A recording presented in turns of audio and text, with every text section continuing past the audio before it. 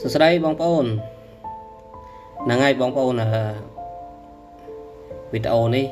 ចង់ទៅចែកលេងមួយបងប្អូនពាក់ព័ន្ធជាមួយនឹងសពាវុធ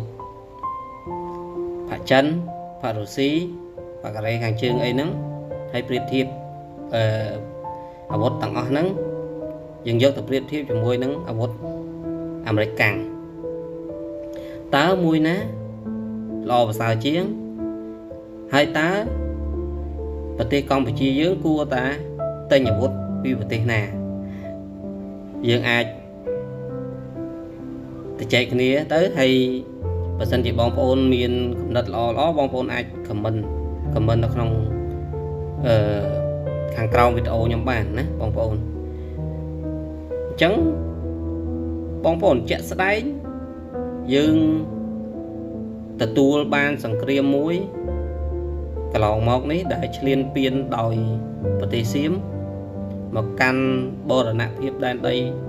កម្ពុជារបស់យើងឃើញថាថៃគេប្រើអាវុធអាមេរិកកាំងច្រើនមែនអត់អាវុធអាមេរិកកាំងច្រើនជាងគេបន្ទាប់មកមានអាវុធផាស៊ុយអេតបន្ទាប់មកទៅមានអាវុធផាអីគេកូរ៉េខាងត្បូងមានយន្តហោះស្អីនោះដែលមកតម្លាក់ដល់ភ្នំសំពៅបងប្អូនមានចាំអត់យើងប្រើអាវុធផាសូវៀតទេតែច្រើនអាវុធយើងសល់ពីសូវៀតពីជំនាន់មុនច្រើនដែលប្រើប្រាស់អាវុធផាសូវៀតពេលនោះវាប្រទេសជាប្រទេសដែលរួមប្រទេសជាច្រើនដោយសហគមន៍អឺរ៉ុបសពថ្ងៃអញ្ចឹងបងប្អូនអញ្ចឹងកាលនោះយើងទិញពីគេមកច្រើនហើយយើងក៏មានប្រើប្រាស់អាវុធផាចិនតែមាន1 2 3 4 5ហ្នឹងហើយយើងឃើញថាចាជាបទពិសោធន៍យើងបានឃើញទាំងអស់គ្នាហើយខ្ញុំមិនដឹងថាអាវុធហ្នឹងវាប្រើទៅវាអត់កើតឬមួយក៏រដ្ឋាភិបាលគាត់អត់ចង់ពង្រីកសង្គ្រាមប៉ុន្តែបើតាមខ្ញុំគិតសម្រាប់រដ្ឋាភិបាលយើងសម្រាប់ប្រទេសយើងណាគឺរដ្ឋាភិបាលគាត់អត់ចង់ប្រើអាវុធធុនដើម្បីឲ្យមានបញ្ហាកាន់តែធំដើម្បីធ្វើយ៉ាងណាឲ្យសង្គ្រាមនោះពីធំមកទូចហើយចូលតុចរចាគ្នាទៅចែកគ្នាអានេះបើតាមខ្ញុំគិតសម្រាប់រដ្ឋាភិបាលកម្ពុជាយើងឯណាប៉ុន្តែដោយឡែកខ្ញុំនិយាយរឿងប្រទេសវេណេស៊ុយឡាបងប្អូន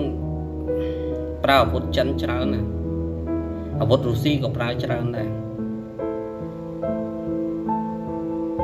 ហើយមិនមែនត្រឹមតែអាវុធដែលកម្ពុជាយើងទិញបន្តិចបន្តួចទេវេណេស៊ុយឡាទិញពីចិនក៏ច្រើនទិញពីសូវៀតក៏ច្រើនមានទិញពីកូរ៉េខាងជើងទៀតច្រើនអញ្ចឹងកន្លងមកបងប្អូនឃើញហើយថាមានប្រតិបត្តិការមួយដែលលោកប្រធានាធិបតីដូណាល់ត្រាំបញ្ជាឲ្យកងកម្លាំងពិសេសអាមេរិកកាំងហ្នឹងចូលទៅចាប់លោកម៉ាដូរ៉ូដែលជាប្រធានាធិបតីប្រទេសវេណេស៊ុយឡាកាលនោះប្រើពេលអត់ដល់3ម៉ោងទេចូលទៅចាប់ដល់លើក្រែក្នុងផ្ទះហើយសួរថាវេណេស៊ុយឡាអត់អាវុធការពារខ្លួនមែនអត់រ៉ាដាចាប់យន្តហោះមែនហើយលោកម៉ាដូរ៉ូហ្នឹងអត់មានកងកម្លាំងការពារខ្លួនមែនអត់មានអាវុធដើម្បីការពារខ្លួនគាត់មែនទាំងមុននឹងទៅចាប់នឹងផ្ទុះ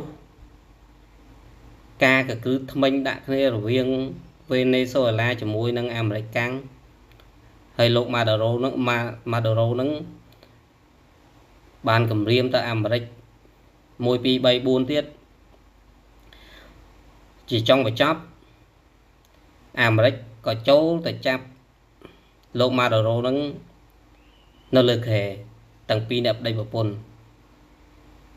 ដែលអត់ឲ្យលោកប្រធានាធិបតីវេណេស៊ុយអេឡាហ្នឹងតដៃសូម្បីតាមកបៀអញ្ចឹងយើងដឹងហើយថាចាអាវុធចិនគឺ level នៅទាបបើប្រៀបធៀបជាមួយអាមេរិកកាំងរុស្ស៊ីក៏អញ្ចឹងដែរដូចគ្នានេះអាវុធផារុស្ស៊ីបានបាញ់ដែរបានចូលប្រទេសដែលអត់មាន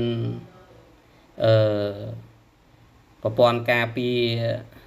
រឹងមាំហើយសាកមួយអាមេរិកដាក់ពេលណាក៏បានដែរប្រទេសទាំងអស់នៅលើពិភពលោកនេះអាមេរិកចង់លេងពេលណាក៏បានដែរហើយកុំថាអាមេរិកនឹងបដ ாய் អាប្រទេសមួយចំនួនឲ្យឡើងចាងអាប្រទេសវាឡើងចាងវាភ្លេចគិតថាអាមេរិកកាំងនឹងដឹកនាំពិភពលោកមិនមែនត្រឹមតែ1ឆ្នាំទេហើយក៏មិនមែនត្រឹម10ឆ្នាំដែរអញ្ចឹងគេដឹងថាប្រទេសណាមានអីប្រទេសណាមានអីប្រទេសណាធ្វើអីប្រទេសណាមានអាវុធអីខ្លះប្រទេសណាចង់ធ្វើអីខ្លះអញ្ចឹងគេដឹងប៉ុន្តែគេចេះតែមិនធ្វើគេមិនទៅរករឿងអីទេបើសិនជាវាមិនកអឺតកតោមដោយកូរ៉េខាងជើងអីមានមីស៊ីលមានអីគេដឹងតាអាមេរិកគេដឹងថាកូរ៉េមានមីស៊ីលបាញ់រយៈចម្ងាយចិត្តបាញ់រយៈចម្ងាយមធ្យមបាញ់រយៈចម្ងាយឆ្ងាយហើយអាមេរិកហ្នឹងគេបដ ாய் ឲ្យកូរ៉េខាងជើងគម្រាមហើយអាមេរិកហ្នឹងគេមិនអភិវឌ្ឍអាវុធគេឲ្យខ្លាំងជាងកូរ៉េខាងជើងទេប្រយ័ត្នដូចជប៉ុនកាលពីសង្គ្រាមលោកលើកទី2ណាតែវាយបញ្ជូនកងកម្លាំងទ័ពអាកាសជប៉ុនទៅវាយដល់ Pearl Harbor គេថាពាក្យមួយដែលអាមេរិកគេនិយាយគេថាពេលដែលជប៉ុនទៅវាយនៅ Pearl Harbor ហ្នឹងគេថាអ្នកឯងដាស់យៈឲ្យភ្ញាក់ពីដំណេកហើយអញ្ចឹងអាមេរិកកាំង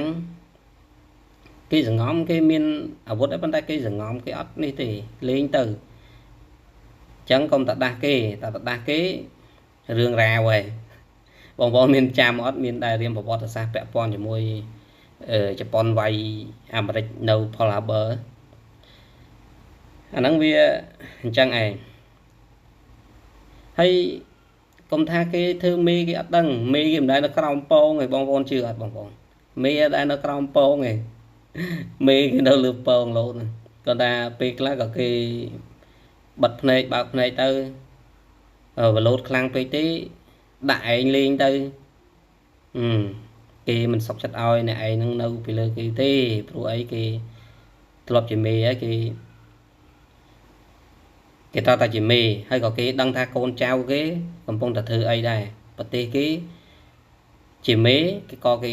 គ្រប់គ្រងប្រទេសទាំងអស់នៅលើពិភពលោកក៏គេដឹងថា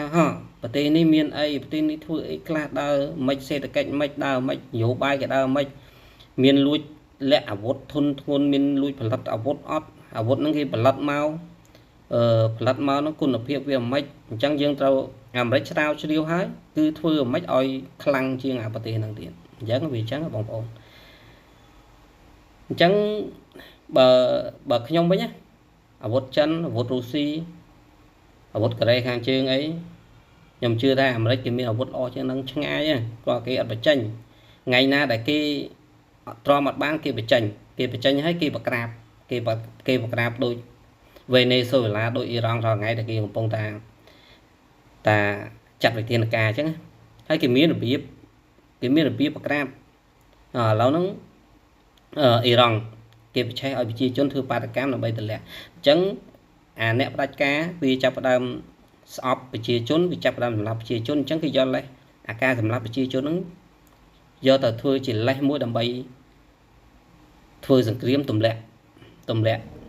ប្រធានាធិបតីអ៊ីរ៉ង់អាហ្នឹងវាមានតែប៉ុណ្្នឹងបងប្អូនហ្នឹងហើយបងប្អូនបើមានមតិយោបល់អីល្អជួយខមមិនឲ្យបងប្អូនផងណាបងប្អូនអរគុណច្រើន